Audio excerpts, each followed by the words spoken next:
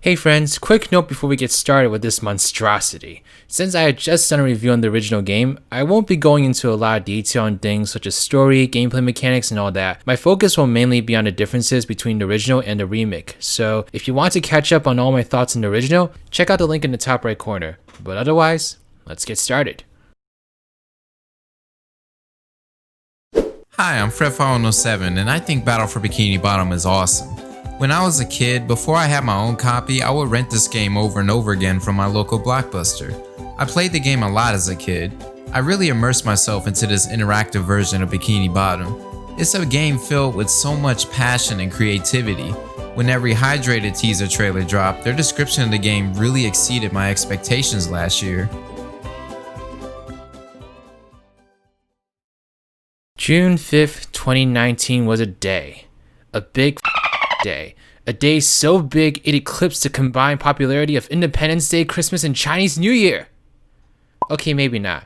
But just imagine for me, all the biggest days you could think of wrapped up into one exhilarating and breathtakingly beautiful mess of a moment. The cause for a BFBB remake had been going on for years due to the game's undeniable popularity. Obviously, the speedrunning community made a huge splash in the game's presence, leading all the way up to its appearance at GDQ. We also had people here on YouTube creating regular content in the game, including videos calling for a remake of the classic title. For a long while though, a remake of this game, or just solid Spongebob games in general, seemed like a far-fetched dream, as long as the license was in the hands of the devil. But on March 21st, 2018, we got a small little piece of a rich, luscious croissant when we found out a company named THQ Nordic had acquired a bunch of Nickelodeon licenses, including Spongebob, with the tagline, THQ Nordic and Nickelodeon bring back selected game titles from the past. But then a whole year had passed and nothing.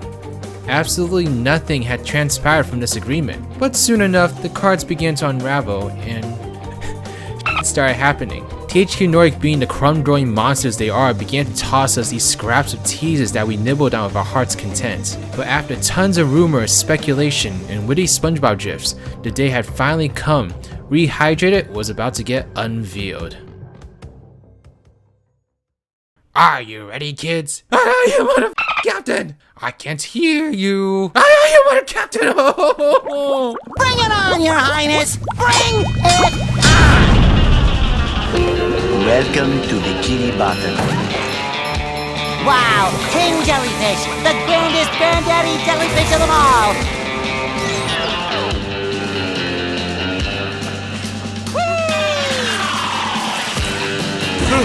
It went boom! A huge murderous robot shaped like a squirrel! Can I try? That's it! That's the match! Squirrels? We're tough like that. A little oil doesn't scare me. I'm from Texas. Bottom's fighting birds! Coming at ya! And there it was, the moment I've been waiting over a decade for. I refreshed the tweet for who knows how many times trying to convince myself that this was reality. It's safe to say that I was spazzing out on Twitter and YouTube that day in uncontrollable bursts of enthusiasm. The community itself had tons of reactions as well, with many surprised at the revelation that a remake was happening, many excited that it was reality, and some just felt everything and anything. Oh my god! No! Not yet rated. Oh no! 20. No! I can't! No! Ah! And for a moment, we were in paradise. We were inside SpongeBob's mind, except instead of cotton candy and adorable kittens, we got a reimagining of a cult classic that no one in their right mind thought was ever going to amount to anything. I certainly enjoyed the rest of what E3 had to offer, but nothing would come close to the sheer euphoria I felt that day.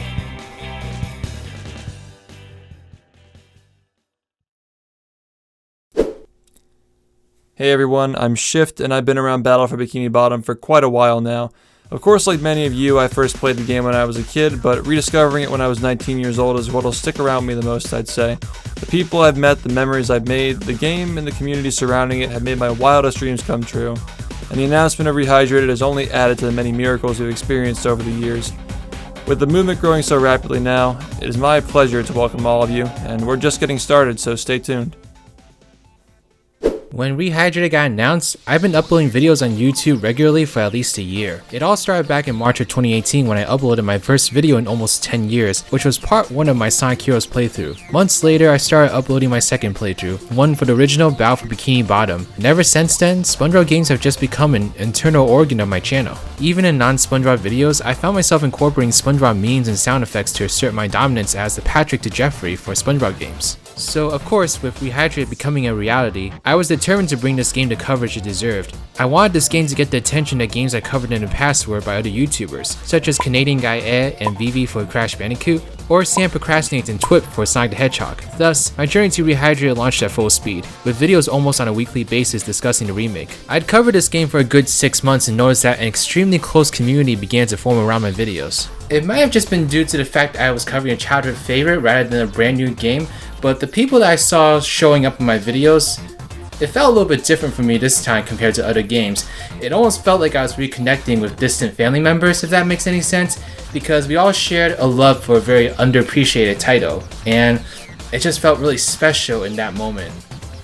I knew we had something special, so I wanted to see if we could grow it further. Then came PAX East. I'd always wanted to go to a gaming convention, but I never spruced up the courage to do so until I heard that Rehydrated was going to be making an appearance there. Then I made a pretty impulsive decision to book a pass and plane ticket. I convinced myself that I was doing this mainly for networking purposes, which was partially true, but I really did spend hundreds of bucks just to try out the new Spongebob game.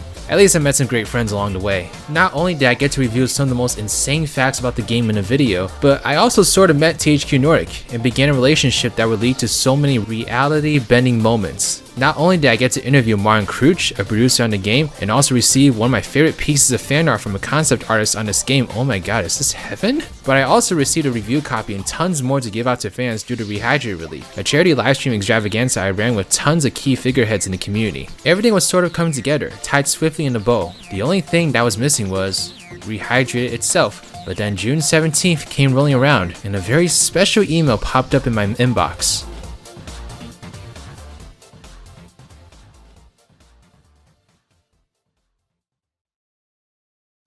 Hey everyone, it's me, Sheriff again. When I was a very young kid, I can't exactly remember how I got the game, but it was always a title that we, had around the house. And on top of that, it was something that I would play very regularly over the old games, and then it was the game that I would play the most out of everything that we had. So I feel like that made it a massive stamp on my childhood and life as a whole. I remember these stupid things like not being able to beat Dutchman's Graveyard, as I'd always get stuck on that moving wall jump. Then at the same time, I don't know why, but I would have serious trouble with the time challenges on Sand Mountain, and then I would get visibly frustrated with Kelp Forest's Tiki Puzzle. But hey, I think that was everyone when it came to Kelp Forest. It was absolutely ethereal to see the remake get announced. And I remember that really well actually. I was at work on a lunch break and I get this Twitter notification from THQ Nordic, and it's sort of safe to say that I internally absolutely flipped out. I was at an utter loss for words and I couldn't focus for the rest of the day as I was just so excited. It's one of those days that you just won't ever forget. This cult classic receiving a remake has also been a great thing for fans of the original, as it has brought the community closer together, and without this remake, I didn't even think I would be here at all. Like, you probably wouldn't know I existed. So I feel like the remake, just by being there, has done a lot for me. When I got my code for Rehydrated in the email, I was as hyped as I was when I went to my first Taylor Swift concert. In other words, I was outside my mind. I traversed fully into fanatic mode and even went back home in the middle of the workday to begin downloading the game. And then came those crucial first moments of when I booted up the game. I felt my age regressing in years each minute as I re-experienced the joy I felt back in 2004 when I first booted this game up on my Xbox. And here I was all these years later doing it again with my PS4. It really is something else, it's such a mind-bending experience to get to re-experience a game that you enjoyed so much as a kid, and this is the first time I'd ever experienced anything like this. I'd always been a big proponent for staying mentally young for as long as you could, as I just feel that life is so much more enjoyable if you try to look at things from that more naive perspective, even if you go crashing down more through some decisions. But at this very moment, I experienced a whole new level of happiness that I'm not sure I'll ever experience again, at least from a video game. Needless to say, I was blown away by how the game looked. I've honestly loved this art style from day one, contrary to what others may have said. The way that Purple Lamp had effortlessly brought all my favorite locations a new coat of paint that helped them look how I had envisioned them to look like as a kid was shocking to me. It felt like stepping into my own imagination as a kid, except it obviously was no longer pure imagination. This was reality. This was an official game. This was coming out in a matter of days, but I got to play it at this very moment, and I was just so grateful right there and then for everything that led up to it. So this is actually really cool to say, but my favorite level visually still has to go to Spongebob's Dream, just like the original. First off, I know this is going to be controversial, but I love the skybox so much more than the original. It just makes this dream world become so much more lively compared to before, and really just helps to illustrate the infinite possibilities of dream worlds visually. I'm also loving Patrick floating upside down over his rock. That's sometimes my energy when scrolling through Twitter. All the dream worlds look amazing as well. Texas below Sandy's epic slide really does add a lot in terms of fleshing out her personality. I love the addition of handsome Squidward and puffy cheeks in his dream, and Patrick's dream is as hollow and glorious as ever. And Spongebob's dream is certainly not the only level that wowed me visually. The bright colors of Goo Lagoon took me directly to the beach, and the colors within the caves were just drop dead gorgeous. Kelp Forest was definitely the level that got the biggest facelift, as it instantly went from the worst looking level to one of the most luscious looking ones. It's hard not to feel like SpongeGar screaming about fire while navigating these leaves, and no matter how many times I had to look at it in my videos, Jellyfish Field certainly remains one of the most beautiful levels within this game. I will say though, my actual favorite part about the visuals in this game were the characters, and it was for one primary reason: the animations. The cutscenes in the original did their job, but obviously they were very limited in how they could portray these characters compared to the television show. So not only did the cutscenes get a glow up in terms of character expressions, but the dialogue of each character did as well, and for the most part these really helped to elevate these conversations, with one glaring exception. Don't ask questions you aren't prepared to handle the answer to. Why are we still here? Just to suffer? I really do love the idle animations of the main three characters as well. I remember laughing my ass off seeing SpongeBob do the chicken meme on my screen, and overall they really do add life to all three of these characters. Something else I wanted to comment briefly on was the music. Now, I talked to death about my opinions on the actual music in my review in the original games, so take a look in the top right corner if you want to check that out. But I will say they did a pretty good job overall on remastering the tracks in this game. The only one that I honestly felt iffy about was the slide theme, as to me it sounds a little bit too compressed, but it doesn't drastically lower the quality. I brought the soundtrack off of Steam and have been a very happy camper ever since. I swear though, there are some tracks that have these slight differences in terms of instrumentation, specifically the Industrial Park theme. I don't know if this is true or not, but I'll put up a comparison here, so please let me know if I'm crazy or not, because I swear there's some added string line here, but I can't pinpoint it.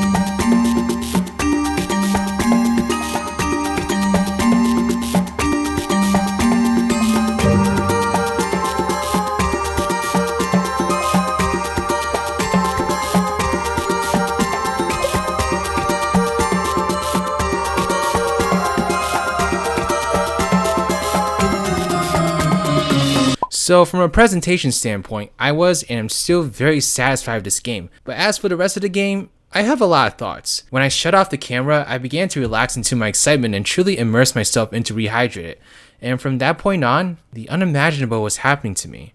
My excitement and hype was transforming into concern? I couldn't help but start noticing what in my eyes were some of the game's shortcomings. First thing that occupied my mind were the controls. I've played Battle for Bikini Bottom for over a decade, so naturally, I became very accustomed to how I played and felt in my hands. Rehydrated does its very best to replicate the experience, but something about it felt off. It felt like all the characters had a stiff quality to their movement compared to the original that I just wasn't used to. Spongebob himself also felt slower to me. There was just this slight quality to playing him that felt like it was taking just a bit longer to get through all the levels compared to the original. original. It was nothing that made the game broken or anything like that, but it was a little disappointing that it didn't quite nail the feel of the original I was looking for. But then I started running into aspects of the gameplay I just flat out didn't like. The sliding didn't feel natural to me at all. When I first started playing it, it was hard for me to get a firm grip on SpongeBob's movement and keep him in one direction. It just felt like the movement was a lot sharper, and so I was more easily moving in left or right in terms of direction, and it just didn't feel right to me. This got better with time, but still doesn't feel as good as the original. It also was a lot slower compared to the original, so it didn't feel as exciting to me either, although I guess in some people's minds it might be easier to control as a result. Patrick's slam attack was changed up a bit. Doing it after one jump makes him do a butt smash, while doing it after a double jump creates a more deadly version of it. I thought this was a cool idea in theory and a great callback to the movie game, but when I played the game, this actually created a bit of an annoying mechanic. It's not consistent at all in terms of whether it stuns or destroys enemies, at least with the double jump. I found myself either destroying or stunning enemies at random upon its use. You might be saying, well, what about the single jump one? Well, it doesn't destroy enemies. The problem with it though is that you have to do it very close to a robot to stun it, and this is less than ideal when you have multiple hammer robots around you. This made that particular spatula in Jellyfish Fields a pain to go through, where you have to stun enemies to get the spatula. The bungee jumping in this game felt very off to me as well, as I found myself spending way more time in the sea needle trying to get all those tikis destroyed despite pressing the dive button multiple times to try to get the bottommost tikis. It turns out you need to press the button from the highest point to dive down adequately enough, which was honestly annoying, doesn't make sense, and I think it'd be hard for most players to pick up on. The presentation also had some bugs to it that I kept noticing. Textures popped in during tons of points in the game, making me feel like that this game was far from optimized. There were also some weird sound glitches in certain parts of this game. Take for instance when you die in the first section of Goo Lagoon. Every time you reload the level, this loud set of sound effects plays that actually led me to having to lower the volume.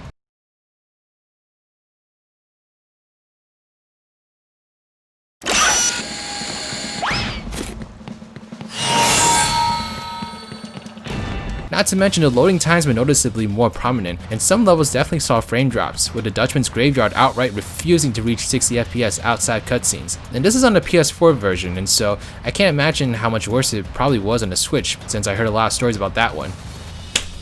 I know it sounds like I'm being really nitpicky right now with this game, but this is an honest representation of how I felt when I first started playing it. You know, in the beginning I was really hyped and I loved how the game looked, and I still loved how it looked.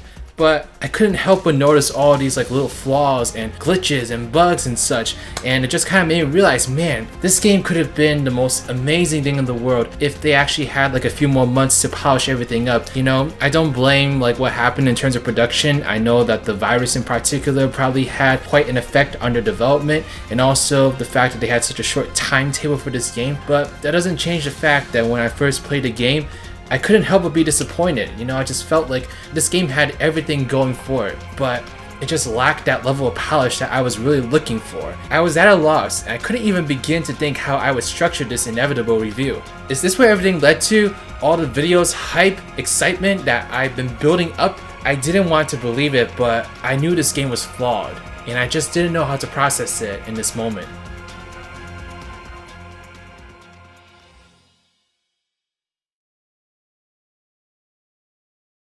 Hello everyone, I'm Dave Ace. Now, when it comes to talking about the memory of getting my hands on Battle for Bikini Bottom, that kind of goes blank in my mind, which is kind of odd because I remember specifically getting Revenge of the Flying Dutchman and Lights Camera Pants. But when I try to think back to how I got to play Battle for Bikini Bottom on my first like instance of seeing it, it just completely it's like it's wiped from my brain. So I don't really know. Something's kind of telling me it was either a Christmas present or a birthday present. I want to lean on towards more so it was a birthday present than a Christmas present. I do remember that was the GameCube version that I got, and my thoughts on the game were, well, I really liked SpongeBob back then, and I still do now. I wasn't too big into the collectathon genre, but what they did with Battle for Bikini Bottom made me appreciate it more and made me appreciate SpongeBob as a series more, because I really liked how they made the characters interact with each other through this 3D open world and be able to change from SpongeBob to Patrick to Sandy and have those three gameplay styles differ from each other. It really added on to the experience, and I felt like I was actually traveling through SpongeBob's world collecting these golden spatulas tarantulas, and it's really cool. When Rehydrated got announced by THQ Nordic, my mind was blown, because this was something that I didn't think a lot of people were going to be wanting remade, and this was something that I was hoping would get remade years ago, and it just blew my mind when I saw that THQ Nordic were going to be remaking it and putting it out on modern consoles and modern era, where I feel like it really deserves a remake. I had every intention to seriously start writing this review as soon as I got this game, but I think I was afraid of what I was going to write.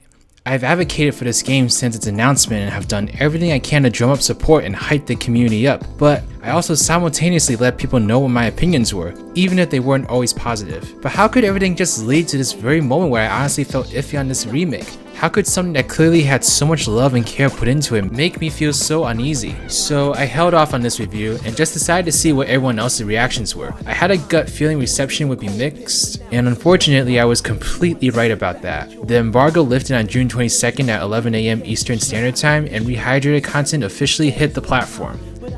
Emphasis on officially. And critics had some words about the game. It does so little to stand alongside the best, or even the pretty good, platformer remakes and remasters we've seen this generation. But so little of Battle for Bikini Bottom Rehydrated lands for me. It doesn't look good, it doesn't play well in the more intensive levels, and I just found myself more frustrated than anything else. Ultimately, the game winds up being an unpleasant nostalgia trip that nobody should pack their bags for. Squidward, I don't know what to do. How can I fix everything? Don't get me wrong, many critics had positive things to say, some praising the game for being a solid recreation of the original title. Others commented on the game's bugs and graphical issues and how they impaired the enjoyment of the game. And then you had the idiots that don't know how to play platformers. In one section of the puzzle, all you need to do is stand on a button, and that button opens a gate for you to bowl a bubble into so you can progress. The only problem is that during Spongebob's wind-up animation for bowling, he walks forward. That means you fall off of the button, which closes the gate and prevents you from bowling the bubble where you intended, when you intended. These kinds of gameplay barricades are common and force you to restart and face your demons again and again and again. Oh, brother, this guy stinks! Anyway, I was pretty bummed to see how upset people were getting over the reviews, but I knew deep down that this game would get the reception it ended up getting, and it was slowly tearing me up inside. Upon seeing these reviews, I decided to put out my own 2 cents in a video where I discussed some of my initial impressions of the game after having 100%ed it, and during the recording of that video, I had made the decision to replay the game from beginning and then to begin writing my review, as it was reviewed that the game came with a day 1 patch that promised to fix many of the bugs I ran into my first playthrough. I knew this was the right thing to do. I was giving the game the space to improve itself that most media outlets unfortunately would not go on to do. But I love this game and the people behind its creation. I knew that after all the crazy and amazing things this game had brought me in the past year, it was the least I could do. I wanted to give the game a fighting chance to finish its story, to bow down on stage when it had decided in its mind that it was finished, and thus I went into my second playthrough.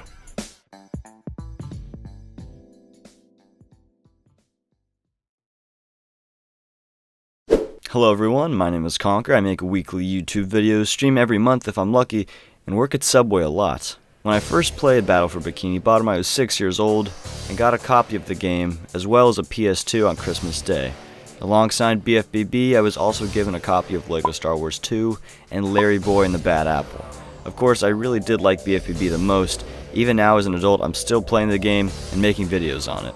The game as a whole is great. It's a really fun 3D collectathon that stands out from the others. Of course, when the game was released, 3D platformers were a dime a dozen, so this game had to stand out.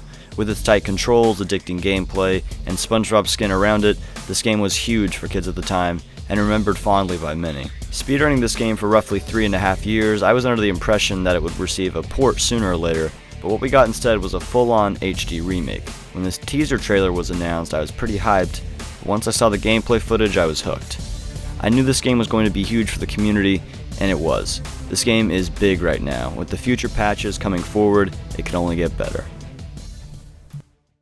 So I began my second playthrough more wise than before. I knew going into this playthrough that the game wasn't perfect. It was not an exact one-to-one remake of the original in terms of controls and feel. Would I be able to enjoy the game despite all that? I was trying my best to keep an active eye out for fixes that the patch made to really help myself see if anything I had in my head as a critique could be ironed out of this review. And the answer was no.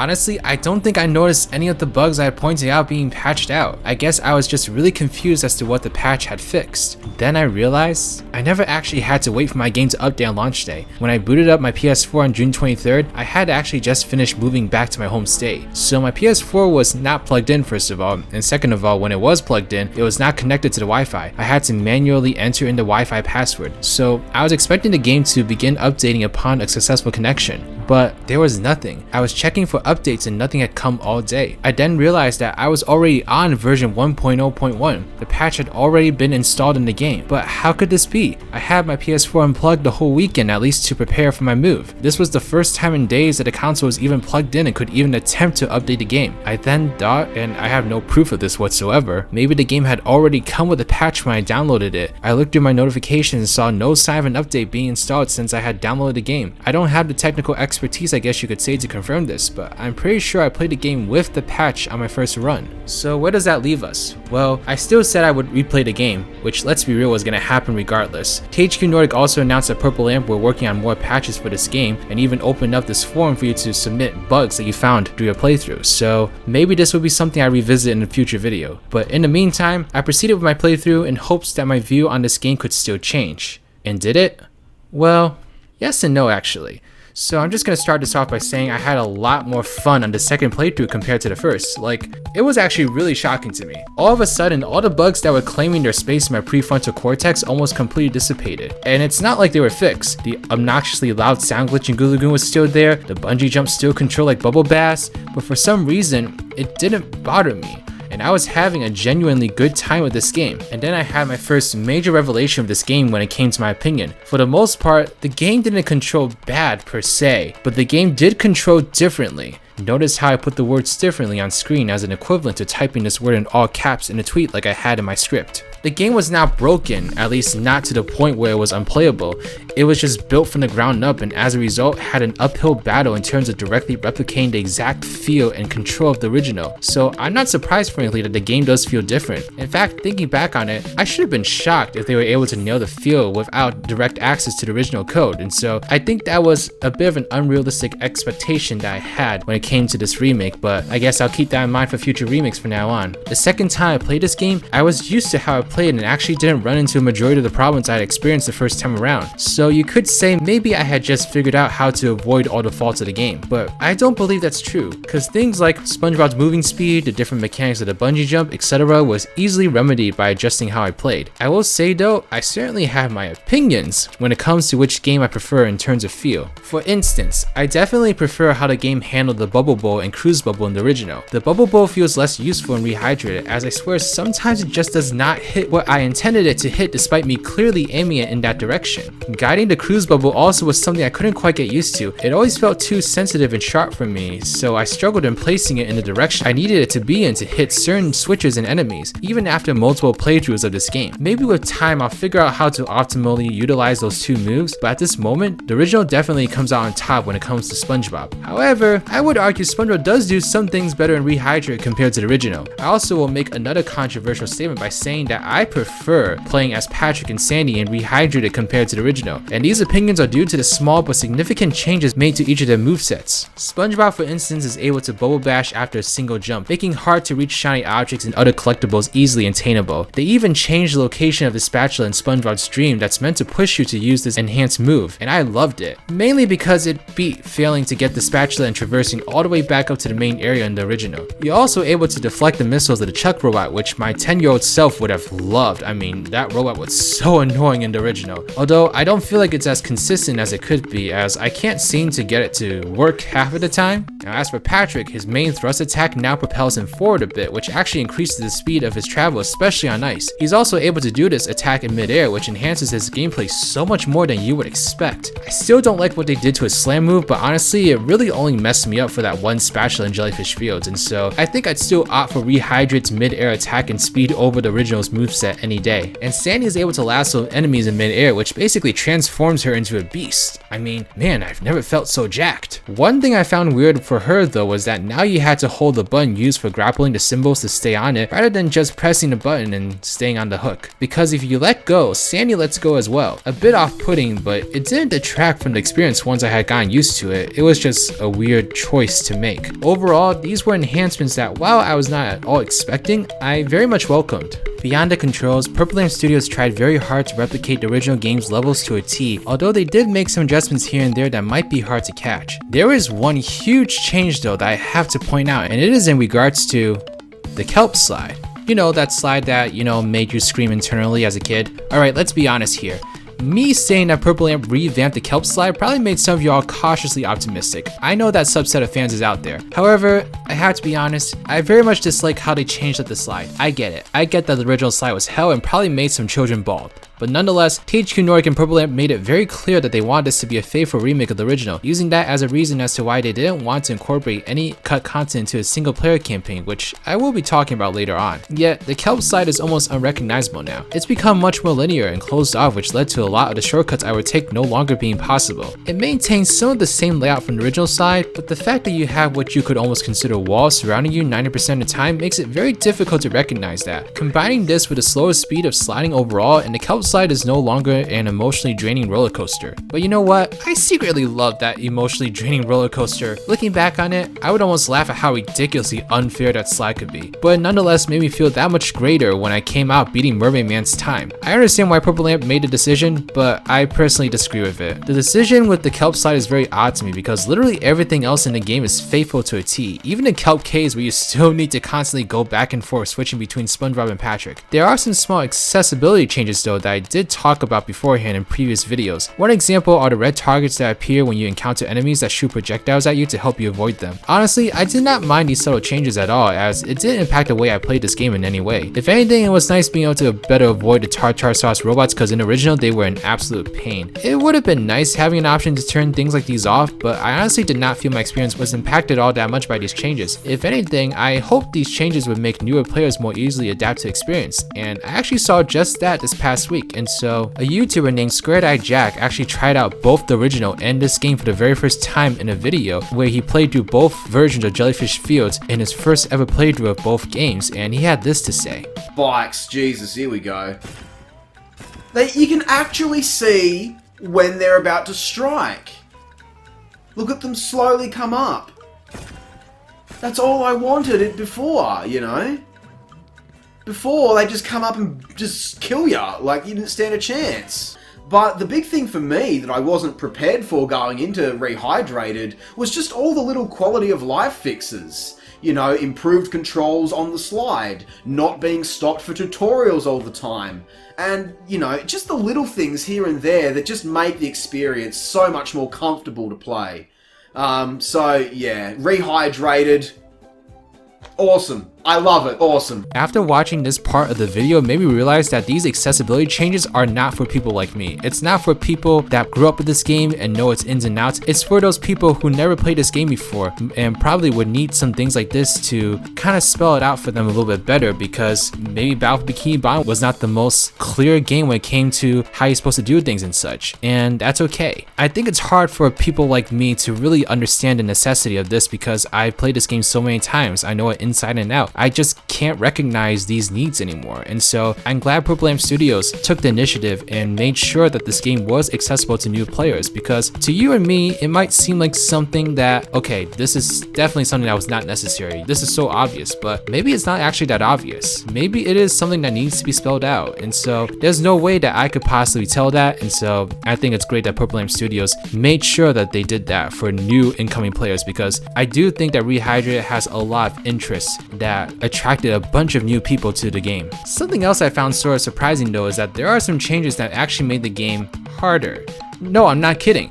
One example is in Mr. Krabs' dream. There are now bubbles surrounding the Duplicatotrons, so I was unable to cheese the spatula like I could before, i.e. using the cruise bubble to destroy all the Duplicatotrons. I noticed that with the tartar sauce robot, after one hit, it immediately begins to shoot back at you, rather than randomly shooting or waiting, depending on whatever the game felt like making it do. So I had to adjust my playstyle and make sure I moved away from the robot after my first hit. The faster pace of the bosses here makes them much more fun, but if you stop paying attention to them for a little bit, it's pretty easy for them to sneak up behind you. Changes on both ends were minor to me, but I welcomed all of them for the most part. It made the experience much more interesting. Beyond gameplay, little else in the experience really saw any changes, except for one greedy mother. Cha-ching, cha-ching, cha-chingery. So Mr. Krabs was already a bit of a pain to grind for in the original game, but in this game, Mr. Krabs' spatulas require over 100,000 shiny objects, and I'm like, what the f is this stupid crab on? Grinding for these objects was by far the least fun part of my playthrough, especially without SBA, which I found myself gravely missing after my 100th death in Sandy's dream. I will note that you do gain more shiny objects with each robot destroyed and such, but it's not nearly enough to make up for the ridiculously high threshold for shiny objects that these spatulas require you to get, which you will not get anywhere close to through a casual playthrough. It's just a really confounding decision to me that I can't understand. And speaking of confounding decisions, I can't hold it in anymore, folks. I might literally experience an aneurysm while talking about the movie theater. If there is one thing you can take away from this review, do not, and I mean do not even consider grinding for those 40,000 shiny objects to get into that theater. All I will say is that there is no concept art to be found, and I wanted to throw my PS4 to the rabies carrying raccoons stalking my house the moment I entered that theater. Okay. I think I purged every negative thing I could think of from my brain.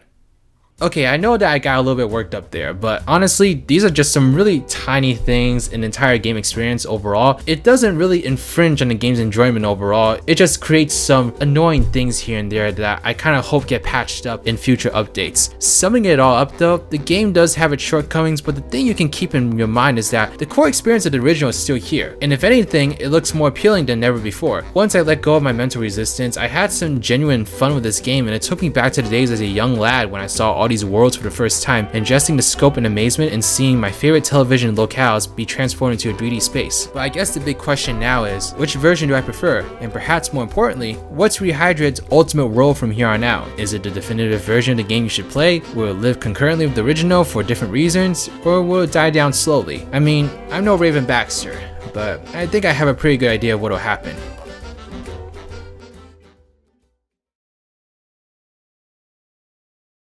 Hey guys, it's me, Zach Pack, and here's my personal experience with the original Battle for Bikini Bottom. It is the first video game that I actually ever played in my whole entire life, and I played it on the original Xbox, so it's got that kind of nostalgic feeling for me since it's the first video game I ever played.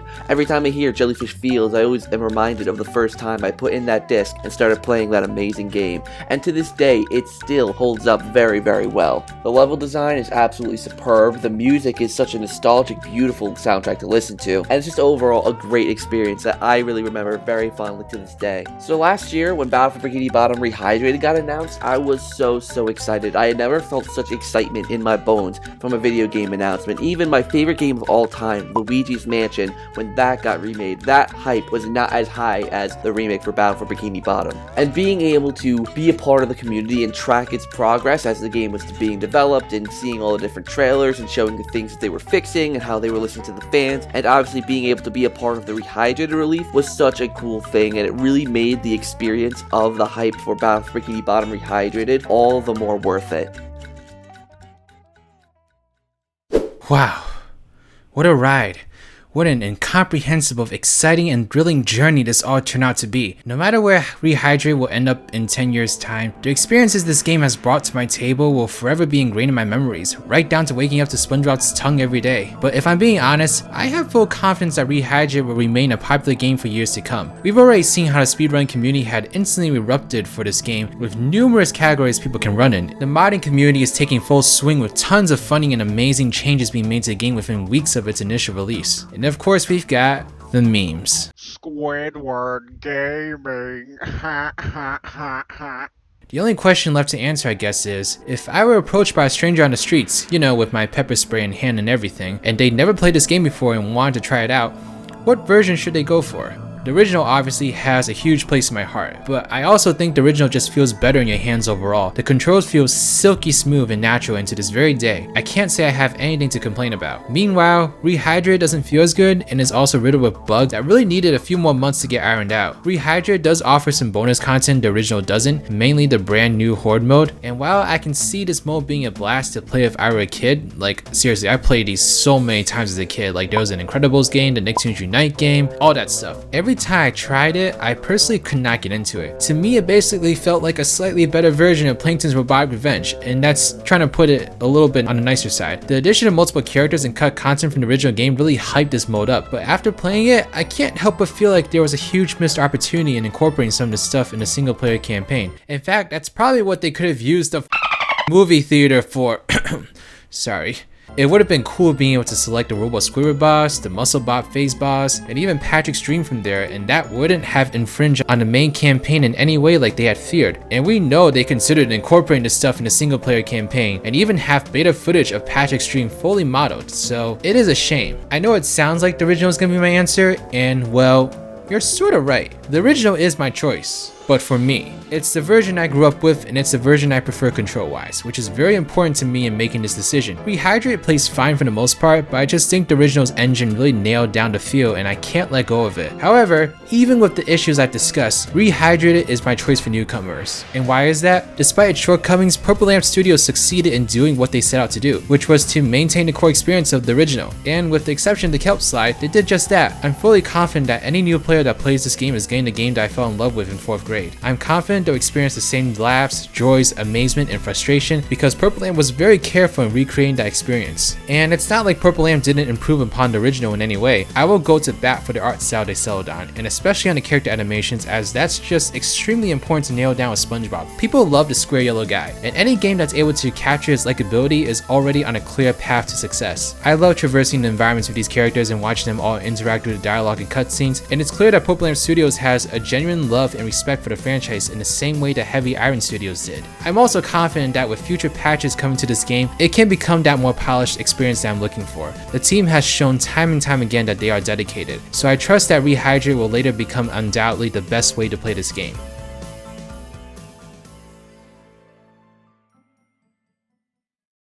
So there was actually a real life occurrence that I had that helped me come to this conclusion. I had this friend that I talked to in college who reached out to me on Facebook because he actually found my videos on YouTube and he let me know that he was actually a really big fan of this game and was looking forward to the remake. What was really cool about this though is that he didn't even start playing the original until March of this year, but then when he got Rehydrated a couple weeks ago, he told me that he loved it and that he actually couldn't go back to the original, that he fully 100% preferred the remake. And I thought this was really interesting because I'm sitting here and telling myself that yeah, I basically prefer the original and that it was kind of hard for me to see why anyone would go for the remake over the original, which I felt just played and felt better in your hands. But then I realized it just played and felt differently in a way that I was used to, but the remake still played in a way that worked and would help newcomers fall in love with the game. It just really made me realize that I love the original because I'm nostalgic about it, and that's okay, you know? I grew up with it, I covered this game for who knows how long at this point. I have a very strong attachment to the original, and that's completely okay, but it also made me realize that the remake is perfectly doable in terms of introducing someone new to this experience. They're gonna get the same core experience, and they're gonna fall in love with the same game, but the fact that the game has like its improved graphics, its improved sound, some accessibility changes to make the game a little bit more adaptable to new players, it really is, in my opinion, the definitive way for new people to get into the game. And I'm sure with all the patches that we'll hopefully be getting in the future, that answer is going to become even more obvious.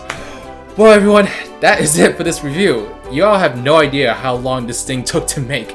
It was quite a ride and I am just exhausted. I'm taking a couple days off of video production after this. I am just completely exhausted. You know, that Malibu actually looks really good right now that I think about it. But anyway, I just kind of want to thank a bunch of people at this point because I feel like this video is kind of like the end of an era. I mean, I'm still going to talk about Rehydrated a little bit on this channel, but not nearly as much as I used to just because, well, the game's out. I felt like this video was going to be the end of a really exciting era for me, and I just want to take some time to thank a bunch of people. First of of all, I want to thank both THQ Nordic and Purple Lamp Studios. The way that you guys supported this channel and helped me to bring this game to the community is really, really awesome. Purple Lamp Studios, thank you again for your really generous donation to the Rehydrated Relief. When I saw that $750 donation, my mind was blown. And THQ Nordic, thank you for donating all those copies to the relief, and thank you for securing me with a review copy. Thank you for responding to my messages. Thank you for just being great, awesome people overall. I don't know if you guys get this, but publishers and developers don't usually do things like this. I mean, sure, every publisher and developer is interactive with the community, but to an extent. But THQ Nordic and Purple Lamp Studios, you guys went all the way out. And the fact that you talk to a lot of us, like, personally and such, like, I'm not the only person. I know quite a few people that talk to you guys personally as well, and it's really great how interactive you are with the community, and I just want you to never lose that, because that's so amazing and it helps you guys stand out so much within the video game industry. I want to thank Heavy Iron Studios for making a childhood classic. I remember when I first played this game, you guys, and ever since then it's had such a big impact on my life, and it wouldn't be here without you guys. So thank you so much for making this game if any of you just happen to be watching this video. I want to give a big thanks to Shift, Fred, Dave, Conker, Zach, and Sheriff for guest starring in this video, and also to everyone else that participated in the Rehydrated Relief. I want to thank my mom for listening to my begging and buying this game when I was 10 years old, and just anyone in the BFBB/Rehydrated community overall. You guys are the reason that this game was possible. You guys are the reason that channels like mine flourish. So just thank you so much for being there and listening to me just drone on and on about this game. It's really, really crazy. I hope you all continue to watch my videos. I will say that Rehydrated content, like I said, is probably going to slow down this channel, but if you like Spongebob games, if you like Nickelodeon games, if you like licensed games in general, then I do plan to cover a lot more of those in the near future. Oh my gosh, I feel kind of sad actually. I feel like this really is the end of an era. It's crazy. I can't believe this is a real thing, and just thank you so much to everyone that had a hand in making this happen, because this makes me feel really good just looking at this right now. But alright guys, I've drone on long enough. This is the Riders, riding out.